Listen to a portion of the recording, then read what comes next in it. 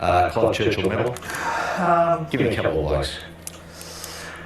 Well, no, it's hard to get past Nathan, right? But I think, okay, put it this way. I don't think it's a blowout scoreline, right? So I'm going to go Isaiah or one of the boppers or Fish Harris. Like, I just feel like this is going to be a great game, but I think both teams are just going to go throw punches, and I think it's going to be like a forward wins the Clive because it's a tight contest. One bloke we haven't spoken about all through this podcast is Dylan Edwards.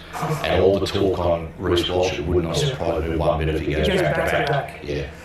Well, I'll tell you what, like, you were talking about Nathan having a resume. Yeah. Dylan Edwards can put 2 Clive Churchills back to back. That's incredible. That's rarefied air. Like, that's Clyde and Slater. Are they the only 2 that have won 2? Yeah, Clyde got it in Clyde got it in. I think he got it. He got it in. I wasn't born in the 40s like you were, so I can't go back that far. Very good. Nice. I think Ricky got it in 90. Clyde got it in 89 and 91. How did Penrith win? You said Penrith win. How do they win? Do they overwhelm, or did Brisbane just get a bit stage fright? How do you reckon it unfolds? I wouldn't call it stage fright, because I just think Penrith's familiarity with each other, you know, watching how they form up all the time, the combinations they've got. I won't say, like, I think it's a mistake going into these games going, boys, it's just business as usual. It isn't. But I think they're a side, they're very pragmatic, you know, they know what it takes. And I think I just see less errors in Penrith. That's a good point, because we've got the 2 best teams, right? Best attack, best defence. Completion rate, Penrith number 1. The Broncos, I think, are 8th or 7th or something, so they do have it. And when you get to the big stage, they play this high-octane attack. Geez, they better get it right. Yeah. And I mean, like, millimetre perfect every time, because if you're going to break down Penrith, it needs to be spot on. One error leads to another, then you get in trouble. This could be possibly, I'm going to speak to the producer, Scotty here, Scotty Hogarth. If he's looking for a good producer, he's the man. Scotty, is this our last podcast this year? It is our last podcast. Oh. Outstanding. God bless you and God bless your family. Merry Christmas, Happy New Year, see you in Vegas. All those things. Thanks, lads. Enjoyed it.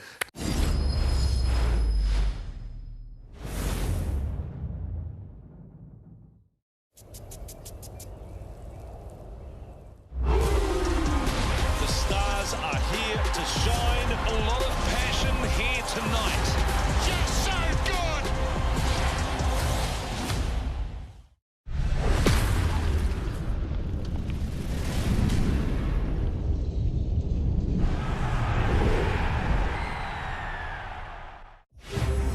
This program brought to you by Toyota Material Handling. Get the Toyota Forklift Advantage. And Tailor-Made Golf. Success is the standard.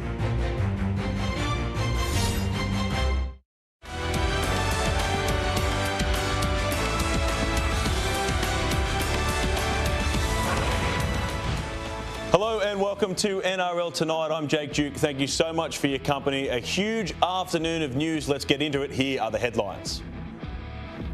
Origin bombshells. Brad Fittler sensationally quits as New South Wales coach on the same day his Queensland counterpart Billy Slater signs on long term. We've got all the fallout coming up soon.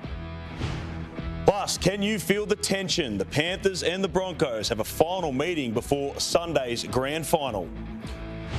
And Kalen Ponga's roller coaster season finishes on a huge high, taking home the Dally M medal. We wrap up all of last night's action very soon. Yes, all that and plenty more coming up as I welcome in my co-host for this evening, Premiership winner, North Queensland Cowboy, Mr. Chad Townsend. Thank you so much for joining me. Thanks for having me, Jake. Great to be here. We'll get to the Freddie stuff in just a second, because that is a big breaking news story, but it's grand final week. We don't want to overshadow that. You yourself being a Premiership winner. 2016 with the Sharks. What are these guys going through at the moment, especially the young Broncos guys who are there for the first time? Yeah, well, to be honest, I think it's probably 2 different emotions for 2 teams. I think the Panthers obviously been there a lot. They understand what grand final week's all about. It would almost just be, same for them. They know what to expect. They know the build-up. They know the preparation. They know how to handle it. And I think for the Broncos that you just mentioned, a lot of these guys are playing in their first grand final, so it's going to be new to them. They're going to be, a lot of things happening during the week, but they'll be excited nonetheless. Was there a moment in 2016 during the week that you had an inkling that it was going to be a good week? You got a feeling that the team was going to perform really well as we relive those great moments? Some good memories, yeah.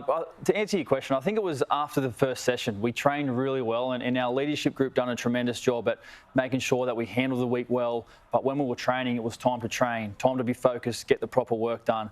And, as we're seeing here on the screens, just some incredible scenes and some memories that will stay with me for the rest of my life. Do you look at the body language of these teams? Do you try and read into things and go, am I seeing something? Do the Broncos look nervous? Do Penrith look calm? I don't think so. I think today, I haven't seen a face-off like today done before, but it was an interesting one. Obviously, you see some guys wearing sunglasses and some guys just playing it cool. But both teams, I think, look relaxed. So I don't think we can read too much from today. All right. Well, let's get it. We'll get back to the grand final a little bit, but as we know, it is the first grand final between a New South Wales team and a Queensland team since 2005. But there was actually plenty of Origin news around today involving both Origin coaches. And I want to bring in Dave Riccio from the Daily Telegraph, who's joining us on the phone this evening. Dave, you broke the bombshell story this afternoon that Brad Fittler has sensationally quit as New South Wales coach. What has happened? Hey, good evening, Jade. Good evening, Chad. Look, it's obviously a significant development, and it's a huge moment for the state of New South Wales, guys. There's no rhyme or reason or simply understating that. This is a significant moment because the Queensland State of Origin team just go from strength to strength under Billy Slater, and here we are right now with the New South Wales Rugby League Board extraordinarily on the search for a new head coach. As you said, Jake, it all unfolded this afternoon. It had been dragging on somewhat as far as Brad going around next year as the head coach of the Blues. It began last Friday in the form of a presentation, basically Freddie's plan to remain in the role, which until yesterday morning, it was decided that they needed more time to dissect the plan going forward. I understand there's a few layers to this, Jake. One being, the amount of change that Brad wanted to submit. Obviously, the inclusion of Phil Gould caught the New South Wales Rugby League Board by surprise also. But it has led to this decision today that ultimately Brad Fittler has told the New South Wales Rugby League Board that he will be standing down and no longer interested in going forward for 2024. It's a huge story, Dave. Where to now for New South Wales? Where does it look like the contenders are, and what's the process going to be? Is this trying to be wrapped up quickly? Is this going to be a long, drawn-out process where we're going to see a number of candidates put their name forward? I know it's early days, but what's the indications you're hearing? Yeah, Jake, it is interesting just to see how the board take how much time they take. I reckon they will take time. I think it's imperative that they do take time. And I actually take that sense from the fact that they weren't willing to just rush Brad Fittler through. And I will say this, it's quite a courageous decision on the basis that there is no ready-made replacement.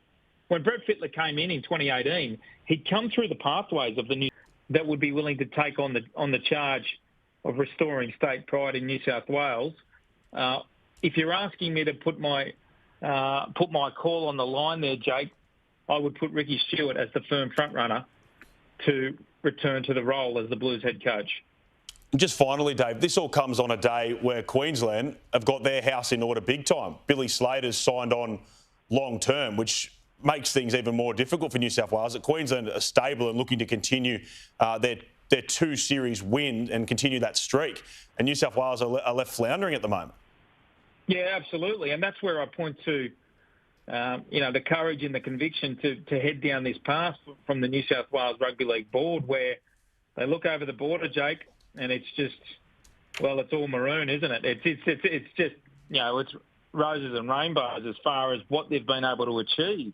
And Billy Slater, as you know, was only announced this morning that he has extended for a further 3 years as the head coach of the Maroons, and with that, that unbelievable coaching staff of Billy Slater has with Cameron Smith and Jonathan Thurston, and I wouldn't be surprised if the Blues head down a similar path where it's almost a super team of the likes of Stewart and Bellamy and Garland and Riles coming together, and Michael Ennis coming together as a super coaching staff to, as I said, restore state pride.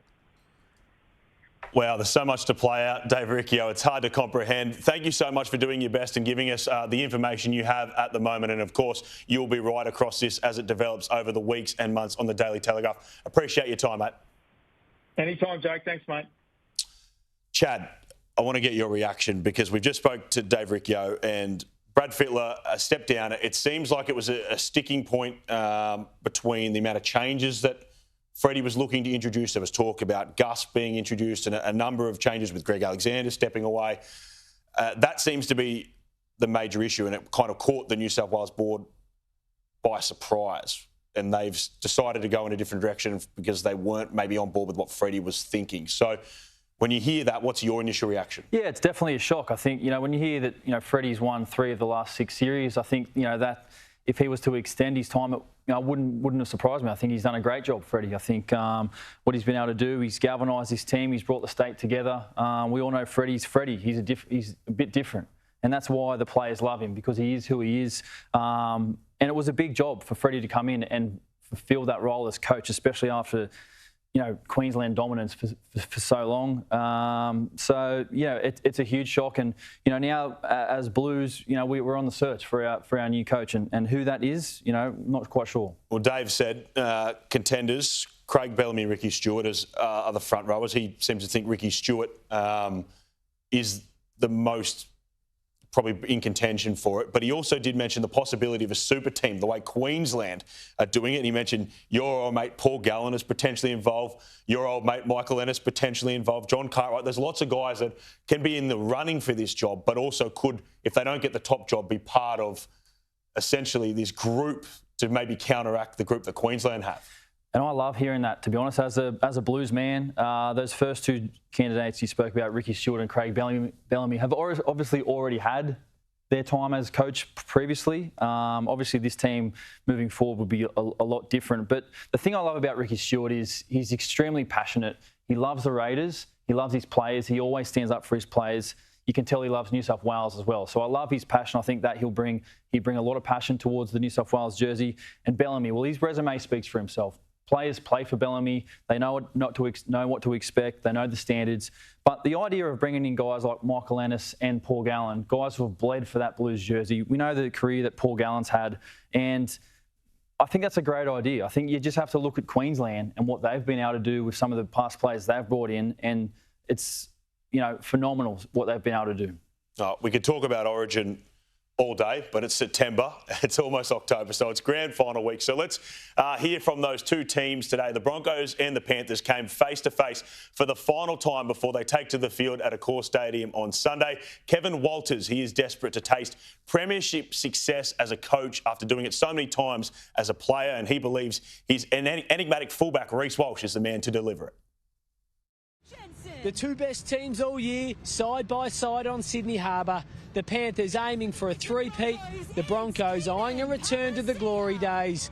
Coach Kevin Walters lifted the Provan Summons trophy 5 times as a player at Brisbane. Now, after a long apprenticeship and a stint as Queensland coach, he's in charge of his first NRL decider. If I was to be really honest with you, I'd much rather be preparing for a grand final than State of Origin. No disrespect to State of Origin, but when you win a title as the Panthers have the last couple of years, it's the greatest feeling in the world. And I just want our guys to prepare well, which we are this week. I want them to enjoy that experience as well. We've had a couple of guys already do that. We want more of our players to experience what that feeling is actually like. Feel pretty good? Imagine it does. Yeah. Ivan's told me it feels pretty good. His captain has just been named the game's best at the Dally M's, feeling the love in Brisbane and from his former club, South Sydney. And he's yelling out, "We love you, Reno." So how do you feel converting even the most loyal Bunnies fans to become Broncos supporters? I love you too. It's been good.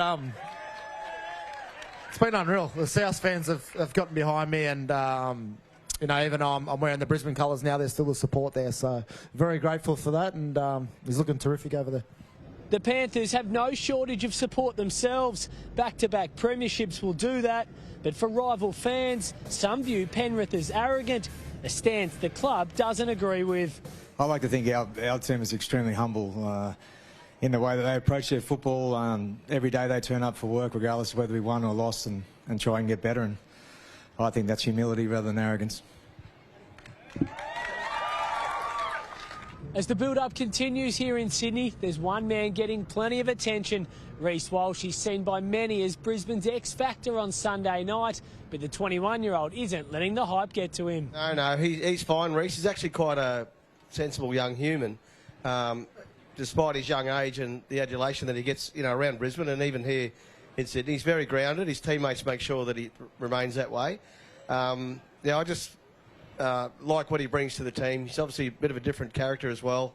I'm really pleased for him that he's had a terrific season. He's sacrificed a lot as well off-season, away from the game, so he's getting the right rewards for, you know, the sacrifices that he's made.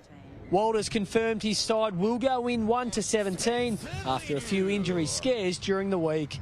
Jeff Smith, Fox Sports News.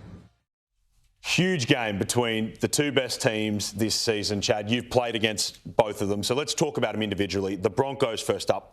What's the one thing they need to get right if they're to win on Sunday? Yeah, obviously the Broncos, they play an expansive style of footy. They've got fast outside backs. Reece Walsh has had a phenomenal season.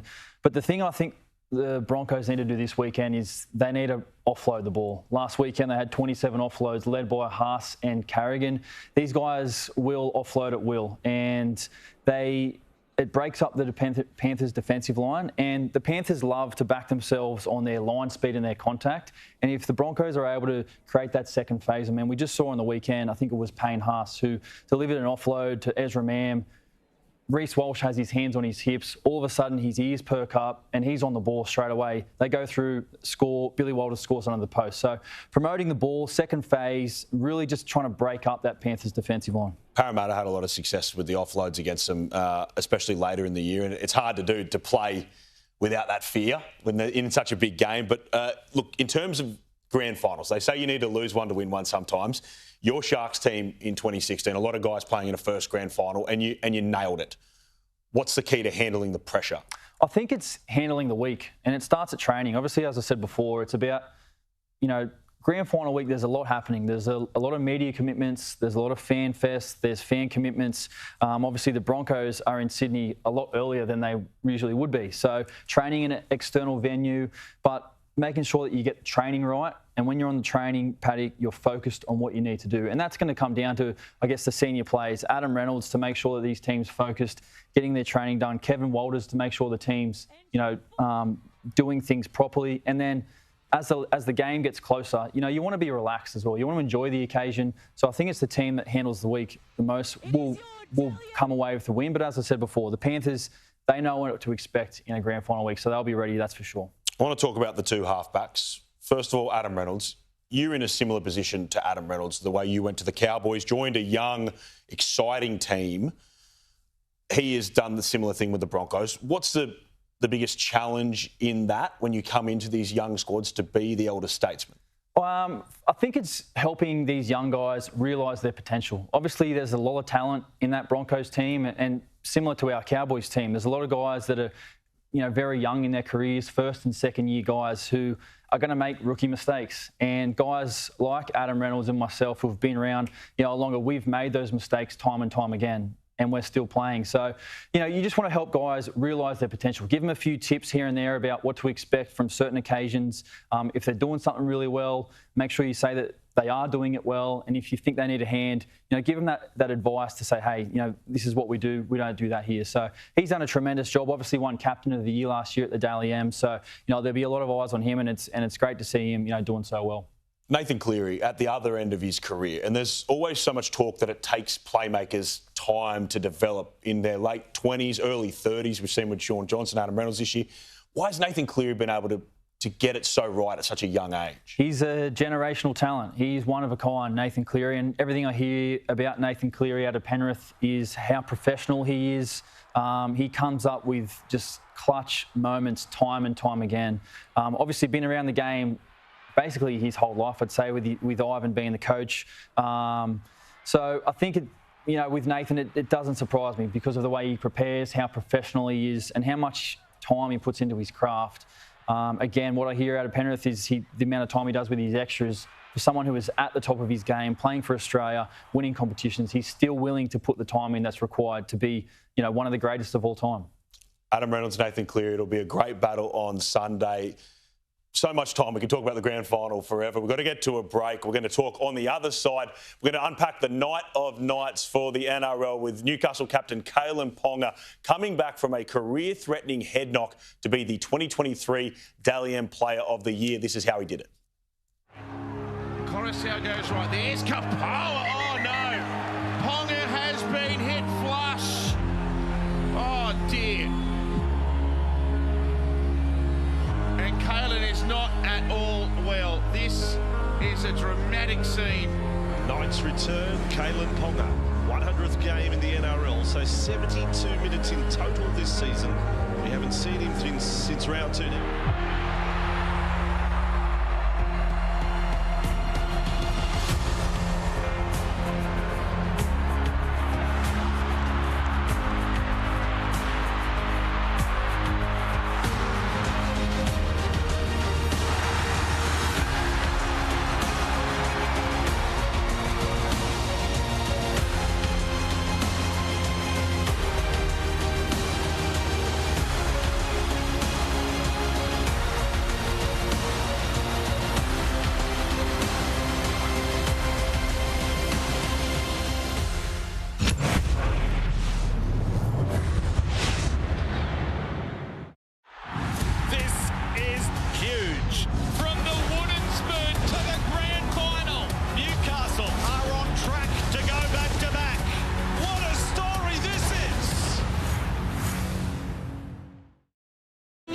Supercoat dogs live their best life because Supercoat is made with our very own smart blend of high-quality ingredients, plus 22 essential vitamins and minerals, nourishing dogs to be at their best. Supercoat.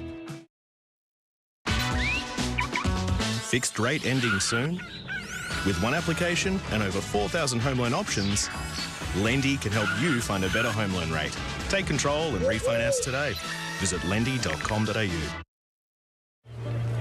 You've got to see this.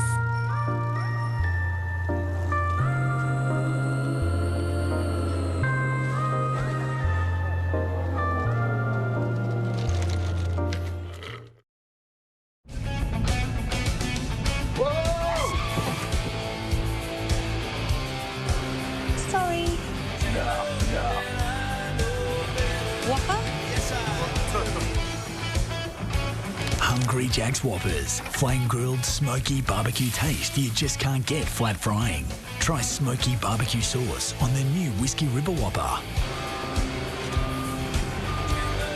The burgers are better at Hungry Jack's. Nutty and sweet latte macchiato. This one's for the prize? Intenso. No. Cool. Definitely iced. Sweet. Bye! Nespresso. What else? How can I help?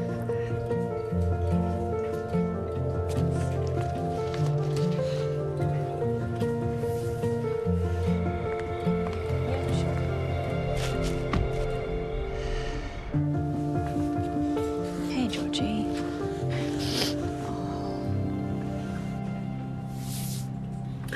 It's a moment! Wow! Oh my gosh!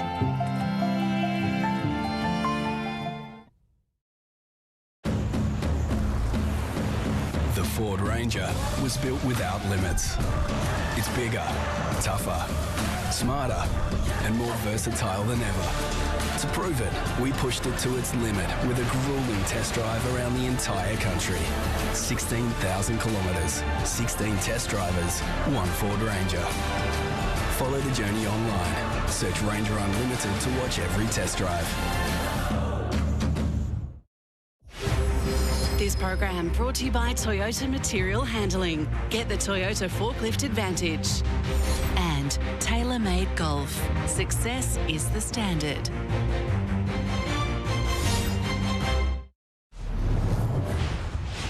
Tamika Upton, 4 points. Ladies and gentlemen, your 2023 NRLW Dalian Player of the Year is Tamika Upton from the Newcastle Knights. This is definitely not an individual award. I'll start with the Newcastle club. I think from the moment I stepped foot there, I've been supported from the staff and everyone involved, and that spreads to my teammates. I'm pretty lucky to be surrounded by the most amazing players and people. Kaylin Ponga, 6 points. Ladies and gentlemen, your 2023 NRL Dalian Player of the Year, Kaylin Ponga from the Newcastle Knights. Had an early season holiday, and while I was over there, I decided I wanted to stop letting people down and start making people proud, and I think I come back and did that, and yeah, what a year.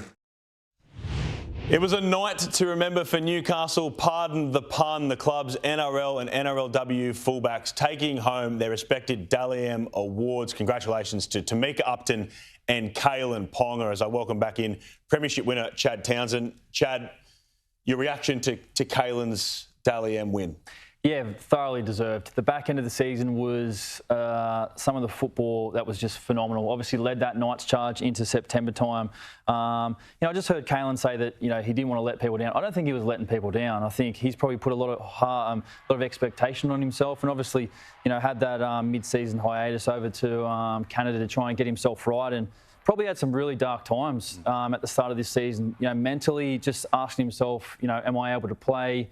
And potentially thinking about retirement because head knocks are so serious. So I think as a rugby league fan, we're all really happy to see Kaylin come back and contribute not only for the Knights team, but also individually to take away, our top gong. An element of feeling a little bit sorry for Shaun Johnson just to miss out after what is such a terrific year for him and the Wales. Yeah, definitely. Look, it was always going to be close for Shaunie. I thought he was going to win it. He was my pick. The season that he had was phenomenal. Ultra consistent across the whole game, kicked unbelievably. His leadership was amazing. His passing, his execution, phenomenal. And him and the Warriors done a tremendous job this year. So Shaunie, definitely unlucky not to win it. What do you think of the voting system? They changed it last night so you can get a maximum of 6 points. We saw big streaks of guys jumping up the leaderboard, and it's brought up the debate, is it better to have more like maybe an MVP thing they do in the States where just the judges pick one player they pick as the player of the year as opposed to the count? What do you think? Yeah, I didn't like it, to be honest. I was sitting there last night watching the Daily M Awards on Fox, and, you see guys get 6 points and all of a sudden they're jumping up over, 8 players. So I guess that rewards, a lesser period of time for players to, like you said, go on a bit of a run. I actually really like that system you just brought up where, the NBA or NFL have 100 people who are, heavily involved in the game. They all have a vote on who they think awards. And I guess that rewards consistency over the whole season as opposed to potentially shorter periods where, guys are able to get hot and earn a lot of those points over less amount of weeks. Yeah, it's an interesting one, the Daily M system, but congratulations to Kaylin Ponga. As you said, thoroughly deserved. The back end of the season with the Knights, fantastic. Can't let you go without getting a few grand final tips. First of all, the NRLW, just quickly, the Knights and the Titans, who do you like in that one? I have to go with the Knights. I think, they're back to the previous champs, the reigning champs, their squad, a lot of experience in the big games, and obviously Tamika Upton as well. So I have to go with the Knights. And just finally, Panthers, Broncos, the big one? I've got to go with the Panthers. Shout out my brother-in-law, Scotty Sorensen. He's playing his third grand final, so let's hope it's Panthers 24-18. I think they'll win. All right, Chad Townsend, thank you so much for your time. Look forward to seeing you back for the Cowboys next season. That's all we've got time for on NRL Tonight. Thank you so much for your company. NRLW on Fox is up next on Fox League. We'll catch you tomorrow.